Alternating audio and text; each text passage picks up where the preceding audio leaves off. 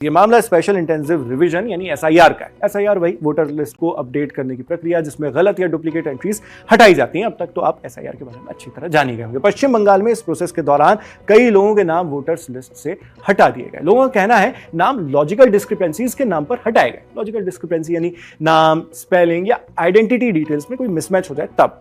अब जिन लोगों के नाम हटे उन्होंने एपीलेट ट्रिब्यूनल्स में अपील की, लेकिन उनका कहना है कि उनकी सुनवाई अभी तक पेंडिंग है और इसी वजह से वो सुप्रीम कोर्ट पहुंचे, ये कहते हुए कि वोटर्स लिस्ट फ्रीज होने की डेडलाइन बढ़ाई जाए। लेकिन कोर्ट ने यहां एक लाइन क्लियर खींच दी।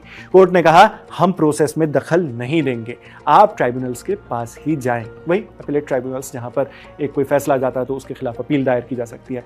लेकिन साथ ही कोर्ट ने इलेक्शन कमीशन को कड़ाई से एक मैसेज भी दिया। जस्टिस जॉय माल्या बागची ने कहा कहीं ऐसा तो नहीं कि चुनाव की हड़बड़ी में हम प्रोसेस को नजरअंदाज कर रहे हैं। मतलब सवाल सिर्फ ये नहीं है कि नाम हटे या नहीं, सवाल यह है कि हटाने का तरीका कितना फेयर था। यहां बिहार का एग्जांपल सामने आता है। कोर्ट ने कहा कि बिहार में जब ऐसा रिवीजन हुआ था तो इलेक्शन कमीशन का स्टैंड साफ था, अगर आपका नाम 2002 की वोटर लिस्ट में है तो आपको कोई नया डॉक्यूमेंट देने की जरूरत नहीं। सीधा लॉजिक, पहले से रजिस्टर्ड हो तो बार बार प्रूफ क्यों देना।